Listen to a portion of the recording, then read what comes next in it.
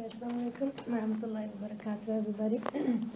Bismillah ar-Rahman ar-Rahim. Nahmaduhu nusalli ala Rasulin Kareem sallallahu alayhi wa alihi wa sallam. Amma ba'd, na'udhu billahi minash shaitanir rajim. Bismillahir Rahmanir Rahim. Wal asr, innal insana lafi khusr. Illa alladhina amanu wa amilus salihat. Wa tawasaw bil haqqi. Wa tawasaw bis sabr. We begin our presentation or circle with the name of Allah, the most merciful. And I recited this surah, Wal Asr. I'm trying to get its proper translation before I translate it for you, so hold on.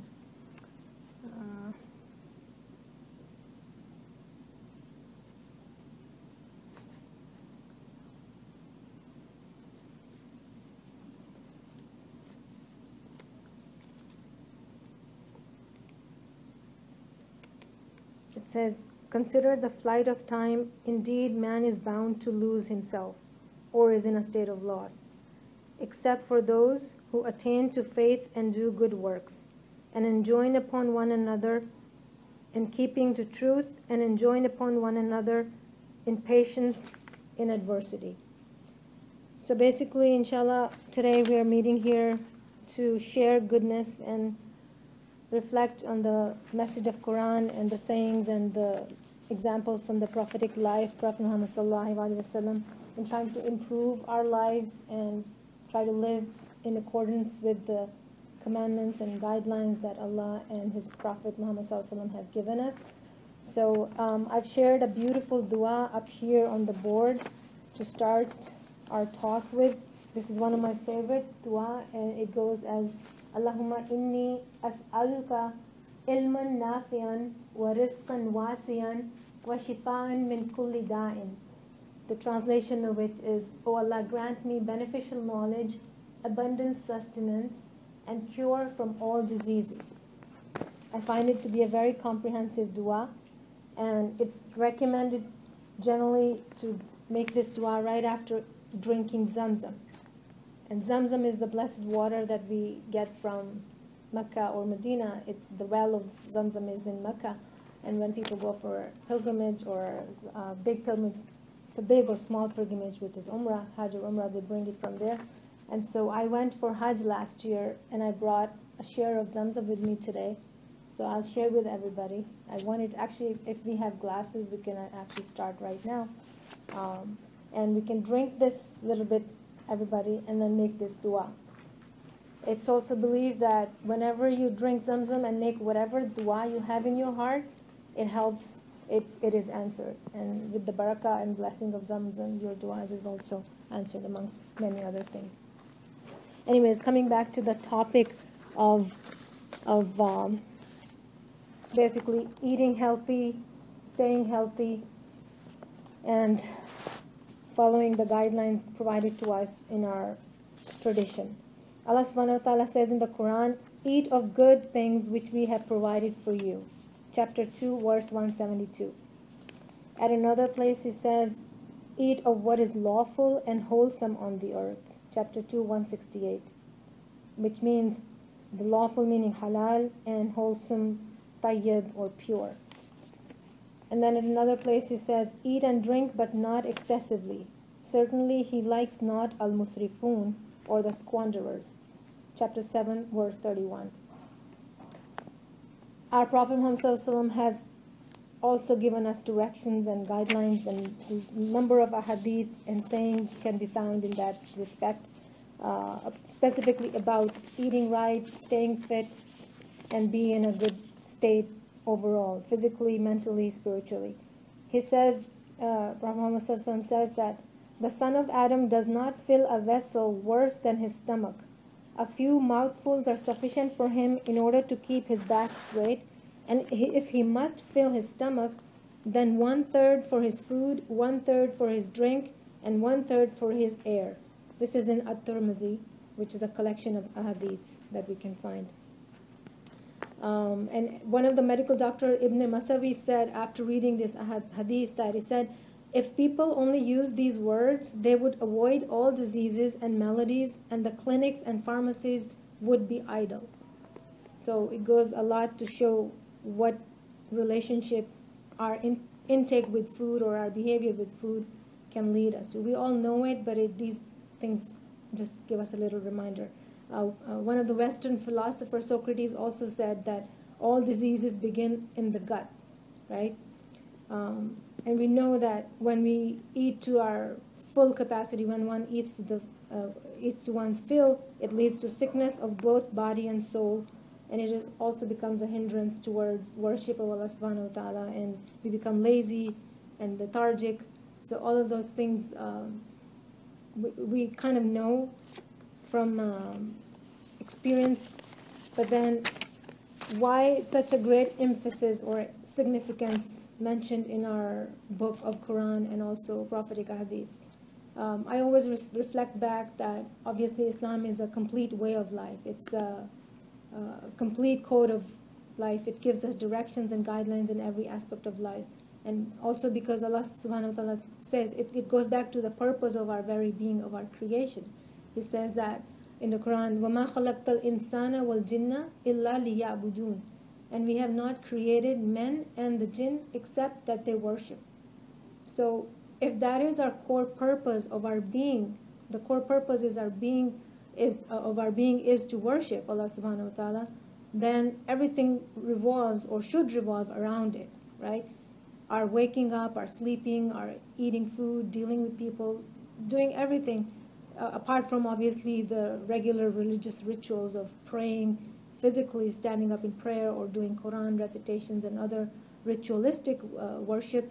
All of our other aspects of life should also be focused and should be in line with our main purpose, our bigger goal, to be serving Allah subhanahu wa ta'ala in the best manner possible, to be worshiping Him in the best manner possible. And so food and the intake of food and living our life, our day-to-day life, goes hand in hand with that and becomes significant. It can have a significant impact on how we conduct ourselves, and if we get into overindulgence, it will have its repercussions, of course. And especially about eating meat, we have also been warned in a chapter called Babul Lahm, meaning the chapter on meat, in Muwatta, which is also another collection of prophetic sunnah or series from the prophetic sunnah. There is a saying which says, beware of meat because it has an addiction like the addiction of wine. And actually Sheikh Hamza was explaining in a book or in an audio tape also I heard in the Science of Sharia. He says that traditionally Muslims were semi-vegetarians. The Prophet ﷺ technically was also in that category. He was not a meat eater. Most of his meals did not have meat in them at all. And the proof is again with this saying when Hazrat Umar reminded by saying beware of meat, that because it has an addiction like the addiction of wine. And then also he used to eat fruits and vegetables and obviously grains and all the healthy foods, but he also enjoyed meat because at another saying in a book of Tibb Nabawi I was reading, it says that meat or the meat dish is the king of all dishes. So he acknowledged it. Meat is halal for us, and he acknowledged and appreciated it and enjoyed it as well. But at the same time, the idea is to find the balance and not go into overindulgence. And meanwhile, now we're only finding out medicinally or medically, we're finding out that meat carries a lot of disease. When people eat too much meat, especially red meat, that they end up getting a lot more ailments or difficulties with their performance in life in general. There's benefit in, of course, but then when there is an excess and overindulgence, it leads to more harm than good. So we have to be careful about that too. And then obviously the other recommendation that we can find from our prophetic tradition is the idea of fasting, which is now coming up. Inshallah, Ramadan is coming up. May Allah grant us all the ability to reach it in the best state of Iman and prepare us both physically, mentally, spiritually to welcome it and benefit from it and take the most blessings out of that blessed month. But aside from the fasting, which Allah subhanahu wa ta'ala tells us in the Quran that in a verse, He says, O who you believe, observing a sawm or the fasting is prescribed for you as it was prescribed for those before you, that you may become al-muttaqun, or the pious ones. Now, taqwa means doing that which Allah has enjoined and avoiding that He has forbidden. And we also know that Satan, he pretty much runs in our blood. There's this prophetic saying, he says, indeed Satan runs in the son of Adam in the way that blood circulates. This is in Sahih Bukhari. Like, he runs in our system as the blood circulates. And there is a direct link with food intake and the satanic influences. This is why there is great emphasis of depriving of ourselves of food sometimes, so that our physical limbs are weakened and our spiritual awakenings start happening. Because when Satan is doesn't have a full control over our physicality, our body, we're able to open. Because when we constrict his avenues, just like what the Prophet said, that constrict his avenues with hunger. This has been an advice for us. Because when his paths are hindered, our hearts are inspired and to do good, which obviously lead the doors to paradise. And then it is easy to abandon the sins that open the door to the hell. So we constantly keep seeing the direct relationship between eating or avoiding to eat or skipping or fasting. It's not just a physical thing, it's really a spiritual thing, right? It's bringing us back to the concept of cutting down on one thing to elevate or open up for another. And that's really the spirit of fasting is. Like, it's not about, because Allah Ta'ala says He doesn't have anything to do with your remaining hungry. What He's looking for, the purity or essence of fasting, is when we actually become conscious that He's watching us, He's watching every maneuver, everything that we do, whether we speak the truth while we're fasting, whether we backbite of any person when we're fasting, or whether we're doing acts of other good works like charity or reaching out to people, taking care of sick or parents or whoever, or filling up or following up on our debts or whatever things we had promised people and never caught up, but now is the time to reflect back, and are we giving zakah on our money, cleansing that as well while we're fasting. You know, generally people try to give zakah, at least I do, during the month of Ramadan. It's like a reminder, because we want to earn the blessings and more barakah of doing acts of good anyways, because during the month of Ramadan, every act of goodness earns us 70 times more reward. So we try to do that. So the whole act, it revolves around spiritually elevating us and cleansing ourselves. So again, in the books we will read that what hunger has 10 benefits, first of which is the purification of the heart, and then the illumination of natural disposition, which is kariha, and sharpening of one's insight, which is basira. This is actually written in the book, which is a very famous book by Imam al-Ghazali, Breaking the Two Desires, Kitab Kasrul Shahwatain, two shahwas. Like, one is the hunger, the physical hunger, and then the second one is the lust, the sexual hunger. He talks about all of that in detail.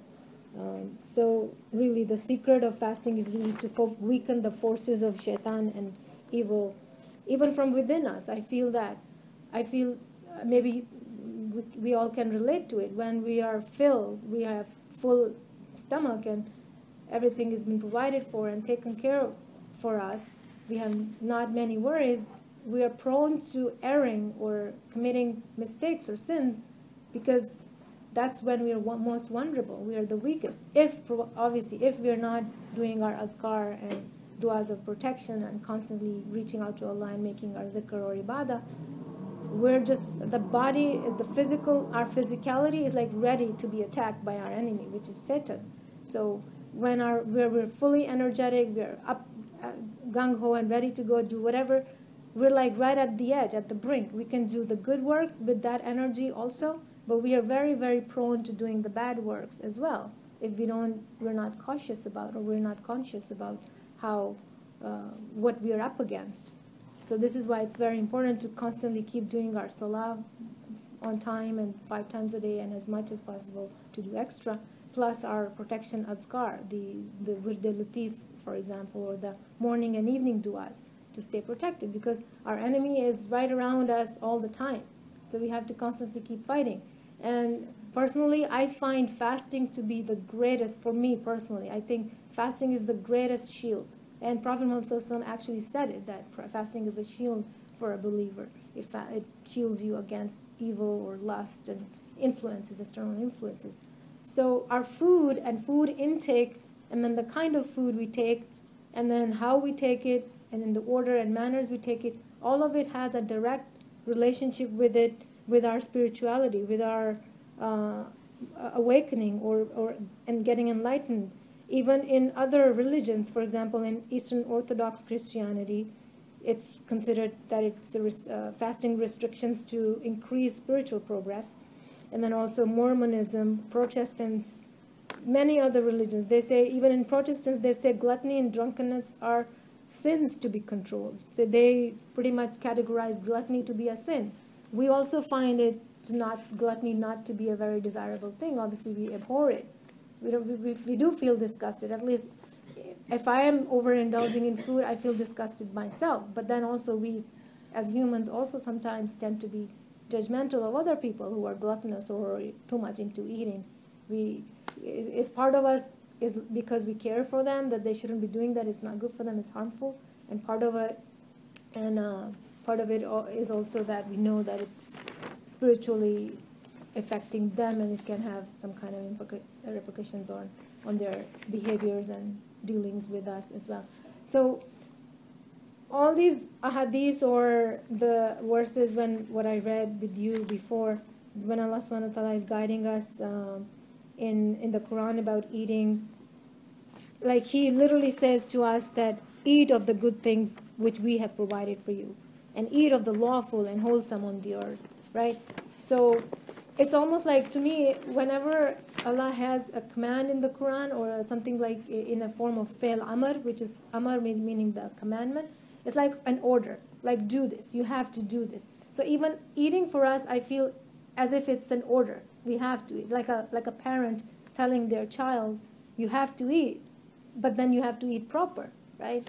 Because you can, because the parent knows that the child needs the food for their nourishment, to grow, to become stronger, and to become bigger, proper human being. Food is an important key role. So same way, kind of, Allah subhanahu wa ta'ala is telling us that you have to eat, but then He also gives us the guidelines, what to eat and how to eat.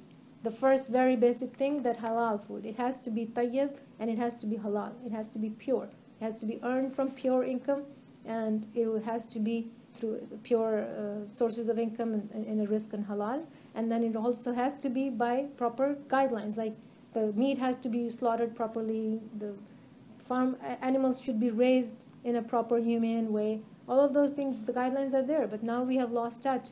And this is why we, as a society, we see that we are experiencing so many spiritual ailments and spiritual deficiencies, because we don't realize, many people don't realize the impact of food and how we take it, that it has on us.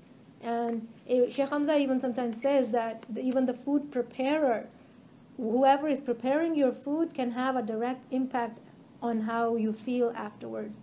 And honestly, I've actually felt it firsthand, especially when I worked in the city and I went to delis and bought food from different places.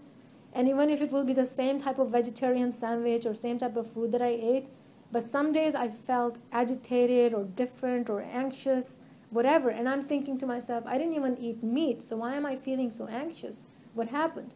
Or what happened? My state of mind or my emotions would be in trouble. I would be not in my normal state of mind, and I would feel what's going on. And then years later, I learned from Sheikh Hamza actually that it's because the food preparers have an effect on your food, because it's a spiritual world. We are spirits, we are souls.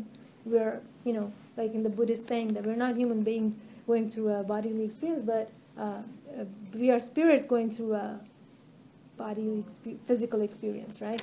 So it then was clear to me that the effect I was having on my spirit is because of the food preparer, of what they were going through. Maybe they were in a negative state of mind, and maybe they had some kind of depression or whatever, or stressful situation, and they were taking their anger or angst out on the food that they were preparing, and so that's why it had that effect.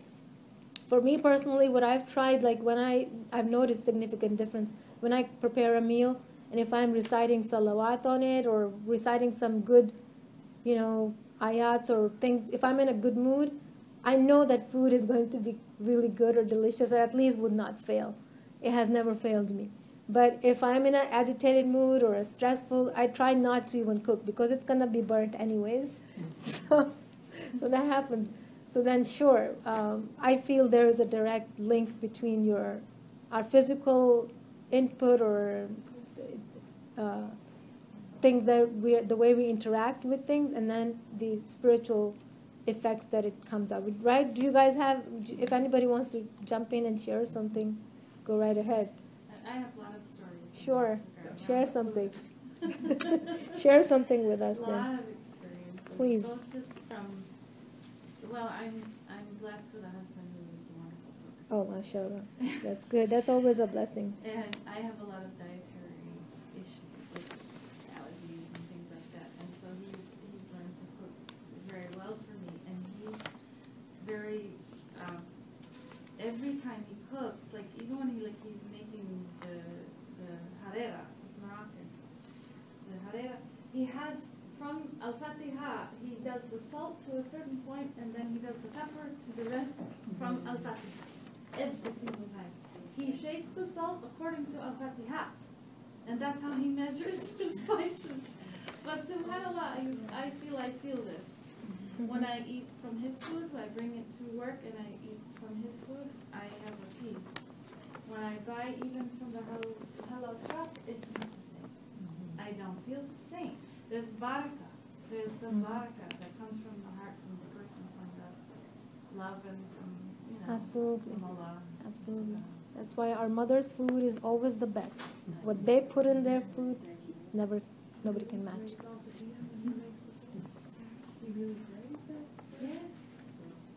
Yes, he does. With the salt, he's going, and I could hear him, and he stops at one Nasa'in, and then he does the pepper from after that. The salt part is more salt than pepper, but every time it's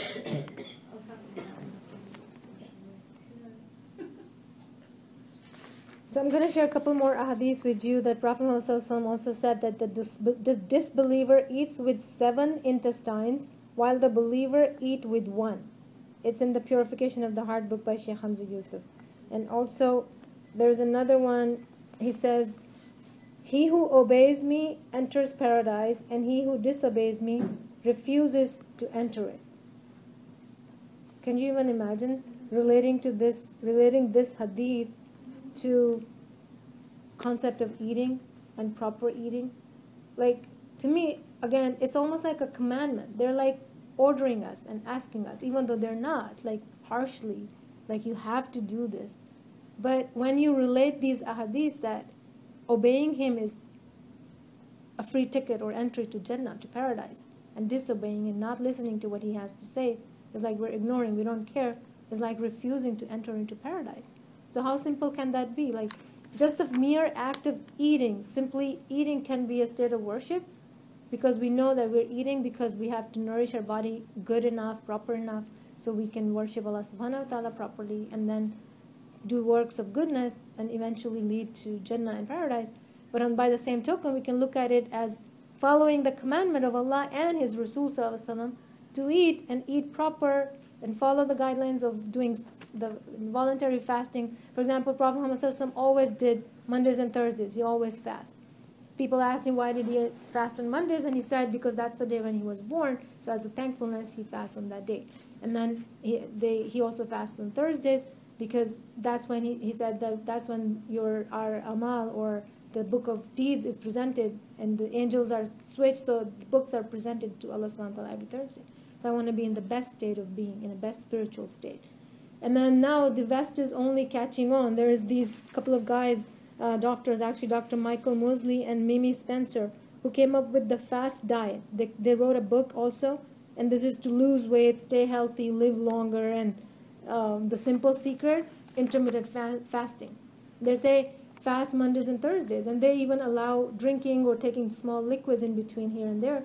But there was a BBC documentary that came out, and he shared, actually, the guy who was representing his book, He shared that I studied the life of Prophet Muhammad. He's not a Muslim, and he's sharing that I studied the life of Prophet Muhammad, and he fasted always on Mondays and Thursdays. So I took, okay, maybe that's the good connection. I took it from his life, and I recommend people to do that twice a week fasting, and then you can eat whatever you wish the rest of the week. Your metabolism will kick in and will still let you eat. You can have cakes or whatever, he said, but you will be okay because you've already fasted 2 days. That will balance out. It's a balancing act. So that's another, again, lesson. I mean, Prophet Muhammad Sallallahu Alaihi Wasallam, he was serious. Like, he literally made a point of developing remarkably clean and healthy habits in his Sahaba, in his companions. And they followed through. They always followed through, obviously. So now it's up to us that we wish to emulate them and take the barakah of being. We don't have his company in this life, but by following him in every little thing, as much as possible we can try to get closeness to him and to Allah Subhanahu wa Taala. And because in another hadith he also said that, this is also a strong one. I want to share this one. It's narrated by Ibn Abbas from Bukhari. He says, 2 favors about which many people are not aware of are health and being devoid of anxiety. Wow, subhanallah.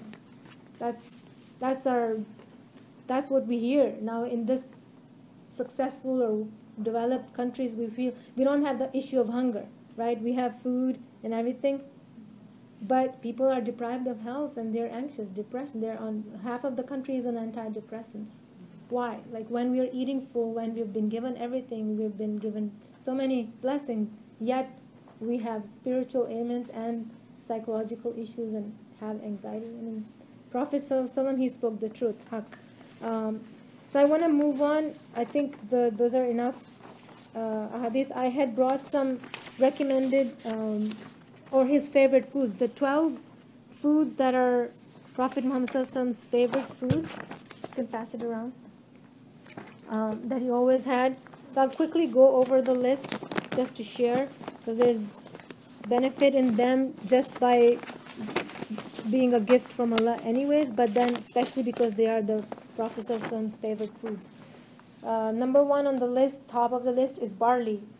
It says it's good in fever while used in a soup form. And they used to make a dish called talbina with it. And Hazrat Aisha narrated that talbina is a relaxation for the heart of a sick person, and it removes some of the sorrow. They said that whenever any family member of Rasulullah ﷺ was troubled with any kind of sickness or ailment, the pot never left the fire until he reached one of the 2 extremes. That is, the person recovered or died. So, and this talbina is generally made, it's a soup made with the flour. Yeah, the barley flour. You mix it up with milk or water and let it cook over stove, and then you eat it or drink it with sometimes they ate it with meat dishes, with another tarid, which they make with the meat dish. They will pour over it. However, I have to warn some people who may be gluten allergic or celiac disease. They cannot, unfortunately, have that. But obviously, there's other foods and things that will complement. We can learn, especially about dates. Prophet ﷺ said, any house without dates has no food, and it should also be eaten at the time of childbirth. Then figs was another favorite. Figs is also mentioned in Quran, and it is a fruit from paradise and a cure for piles. Grapes, Prophet ﷺ was also very fond of grapes. It purifies the blood, provides vigor and health, strengthens the kidneys, and clears the bowels. Then honey is considered the best remedy for diarrhea when mixed in hot water. It is the food of foods, drinks of drinks, and drugs of drugs. It is used for creating appetite, strengthening the stomach, eliminating phlegm as a meat preservative, hair conditioner, eye soother, a mouthwash, extremely beneficial in the morning in warm water. How many people, show of hands, how many people use honey in their daily life a lot? Water and also lemon. And lemon too. Half an hour before breakfast is the best. Best, and it also helps cleanse, and it helps you lose weight too.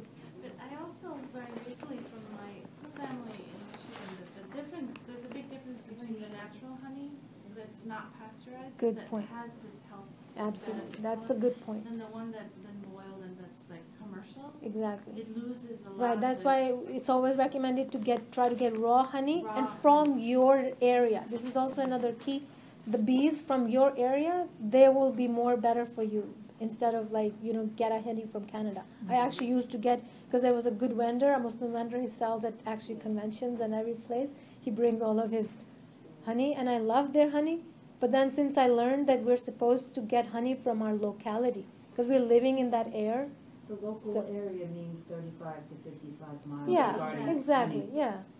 Yeah, that's a good What point. about from overseas? I got the honey from back home. I know, I guess there will be some benefit, but think, especially if you wanna avoid or stay clear from these seasonal issues or allergies or antibiotics, it'll be helpful.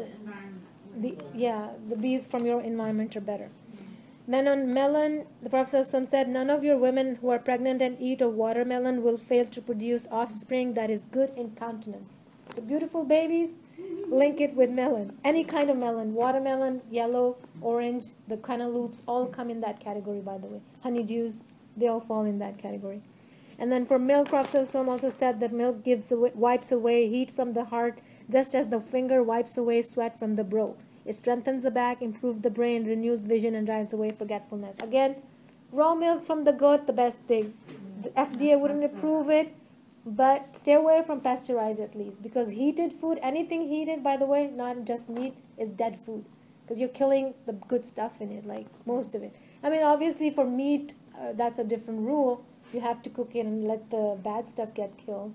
Kill that. Yeah, but the milk that they used to drink at that time was camel milk, Camel milk is the best.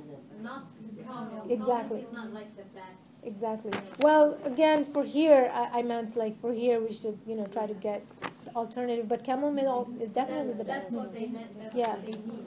That's Prophet Muhammad also drank from the goat, actually, from the Yeah, goat but as well. not the cow's milk. They say. They didn't it's do not the best cow's milk. out there. No, not the cows. But for camel milk, there is actually in the prophetic book, I forgot to bring, I meant to bring the book which is called the Prophetic Medicine.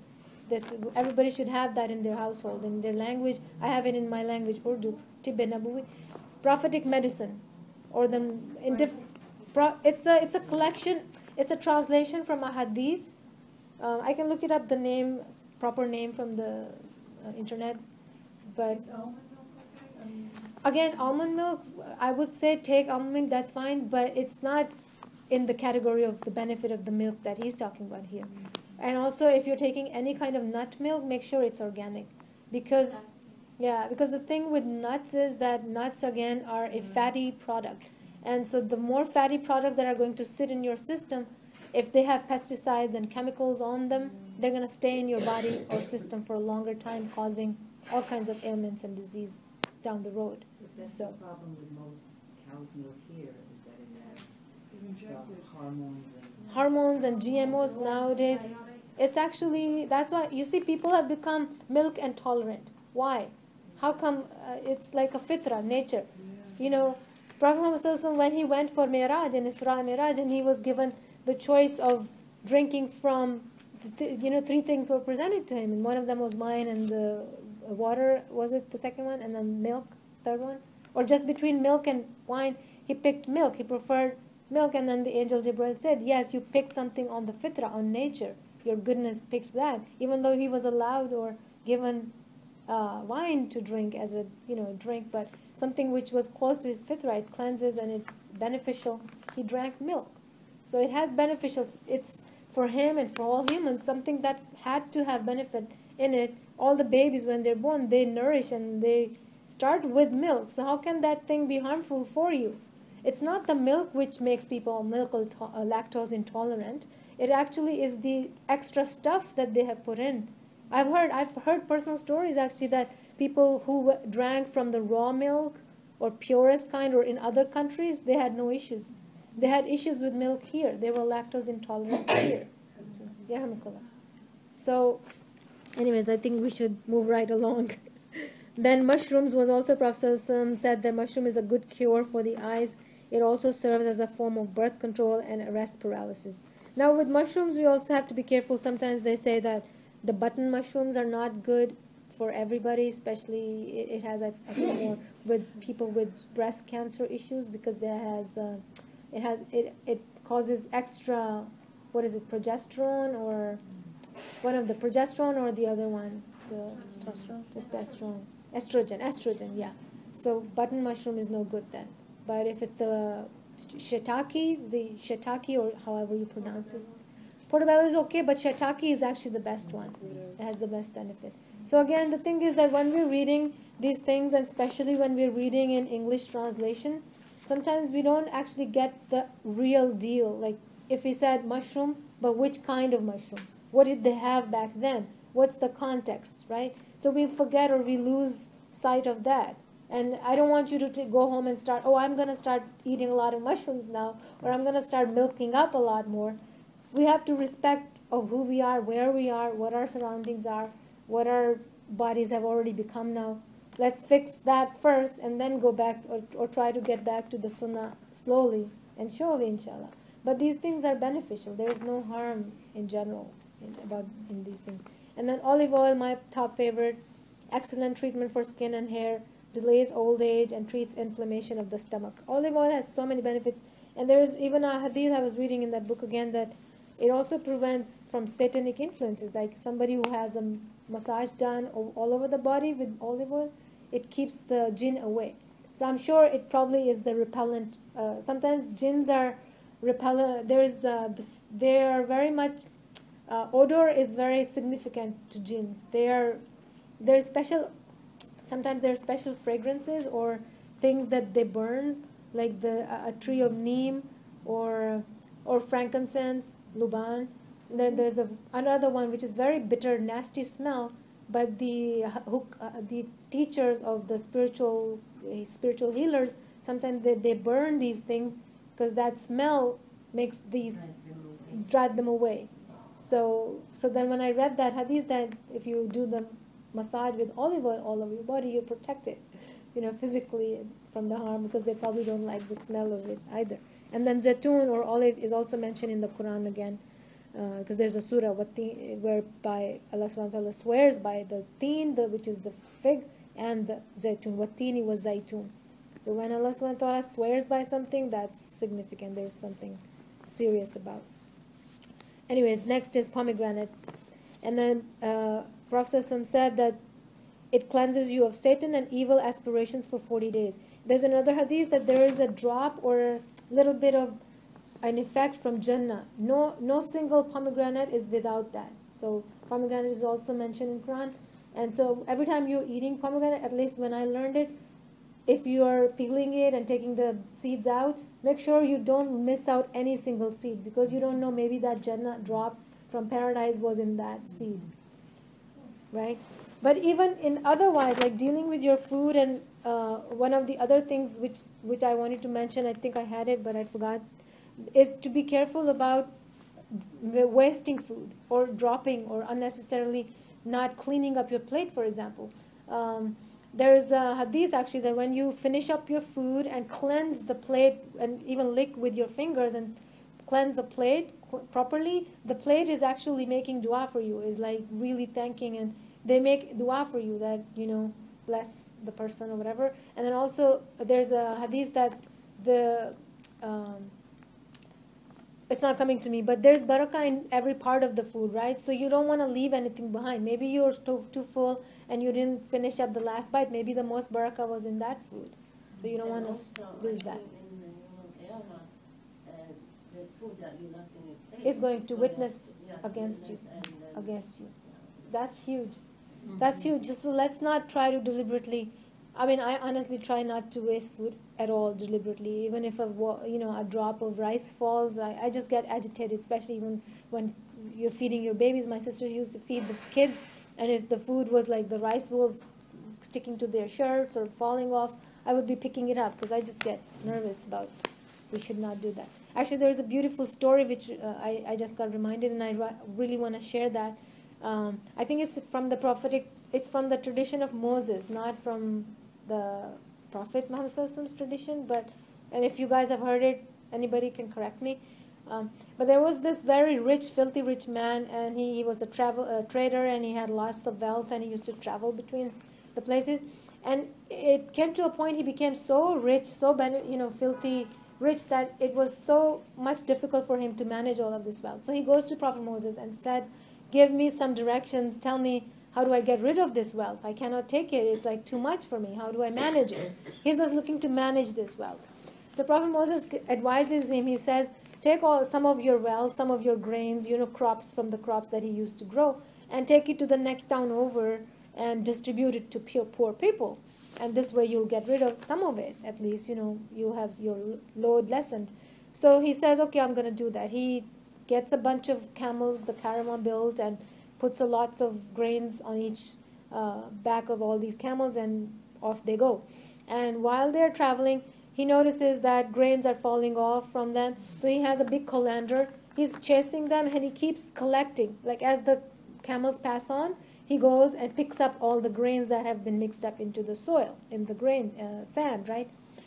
Then the travelers, the journey ends. He goes, distributes everything. Sometimes passes by, and he runs into Prophet Moses again, and he asks him, how are you doing? How's your crops, or have you been able to manage your wealth now and crops? And he goes, Subhanallah, what did you do? I have actually doubled all of my crops, and it's even more harder to manage it, and I don't know what to do now. I took your advice, but it didn't work. And he goes, so what happened? Give me all the details. So he shares everything. He says, this is what happened, and this is what I did. And Prophet Moses started laughing. He says, Subhanallah, you took care of every grain of risk that Allah is providing you. You took care of every single grain so well. You didn't let it go to waste. How is Allah ever going to deprive you or lessen your risk? He's going to make you even more wealthier and keep giving you. Because one, obviously, he was giving in charity and giving it to people, but also his respect for food and grain was so much that he didn't let any single piece of grain go to waste. So that I feel very close to my heart, and I try to implement, inshallah, as much as I possible. But obviously we don't intentionally try to waste food ever, and especially when we've learned these lessons and they are close to our hearts. So may Allah, inshallah, grant us more tawfiq to follow the Prophet Muhammad ﷺ in as much close detail as possible. Next one is on the list of 12 favorite foods is the vinegar. He used to eat it with olive oil, and he also said this is one of the best gravies. And now that's like an elite thing in the Italian restaurants we know. And then Prophet ﷺ said, the best drink in the world is water. When you are thirsty, drink it by sips, not by gulps. Gulps produces sickness of the liver. Who would know that? Who would know that? All these guidelines that how to drink water even. And from the right hand, because if we drink from or eat from the left hand, there is a share of shaitan in it. And especially many times when people who are not raised as Muslims, they're not taught of the significance of eating with the right hand. But, we need to always remember and consciously make an effort to eat or drink from the right hand, because we don't want the shaitan to have a share in it. And then obviously if shaitan has a share, he will or she will have more effect on our spirituality also. So again, another thing that is recommended towards staying fit, being healthy, and trying to follow the tradition of the Prophet Muhammad is to do exercise or walk. He loved walking. They always walked anyways. He helped around the house also, obviously, so that's another fitness or staying fit trick. But also there's been multiple researches done now. They're saying 10,000 steps a day are recommended to lower diabetes risk or cure any other kind of existing condition. So if we can't do any other formal type of exercise, at least walking every single day, 20 to 30 minutes would help us stay in shape and feel better. Even feel better. Honestly, we all have stresses in our lives. I do. I don't know about you guys, but my life is full of lots of challenges and stresses. And alhamdulillah for it, because I think if we didn't have that something to kick us and to make us move, to get out and go inhale the fresh air and feel the blessings of Allah subhanahu wa ta'ala and walk and be grateful. I feel great when I go for a walk, and I honestly need to do every single day. And sometimes if I don't, and if you call me and I'm down and low and not talking to you well, just tell me, get out, get the hell out, and just go for a walk. Seriously. Because astaghfirullah, we know it all. It's like we know it all, but we don't do it. It's like hypocritical. How sad is that? So we should always be mindful and careful for our body, because it's truly an amana, which is a trust from Allah, and we should try to take care of it and become as acquainted with the sunnah of the Rasul Sallallahu Alaihi Wasallam in eating, drinking, living our lives, sleeping, everything basically, and try to follow him in every single respect to become better human beings, better individuals, raise our spirituality, connect with Allah, and hopefully find our true purpose. I mean, we already know it, but feel closer to our purpose and try to act and implement that in our lives, right? Inshallah, may Allah subhanahu wa ta'ala grant us the tawfiq. We have a second half of the presentation, which is about another area of the use and recommendation of essential oils, and the link from the prophetic tradition also, actually. But I'm gonna play a little video for you before I start that, so that we can. Oh, actually, I should have arranged speakers, but I'm not sure if we're gonna hear it properly. Let's see. Inshallah, let's try that. Turn that on.